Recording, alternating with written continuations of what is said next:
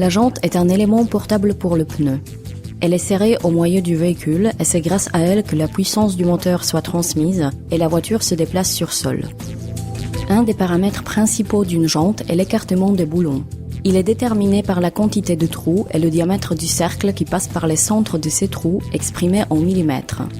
Pour illustrer, dans le marquage 5 sur 112, le chiffre 5 indique le nombre de trous et 112 est le diamètre du cercle qui passe par leur centre. Les éléments suivants sont le diamètre de la jante qui détermine le profil du pneu qui pourra se monter et la largeur de la jante choisie individuellement selon la largeur du passage de roue. Ensuite, il y a le déport, autrement dit ET ou offset. Il indique la distance entre le plan de fixation d'une jante et son plan médian. Le déport peut être positif ou négatif.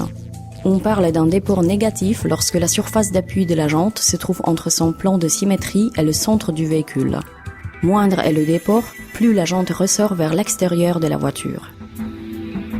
Le dernier paramètre est l'ouverture centrale, souvent ignorée lors du choix des jantes. Elle permet le montage correct sur le moyeu de jante, ce qui aide à reporter les forces et les vibrations provenant des roues.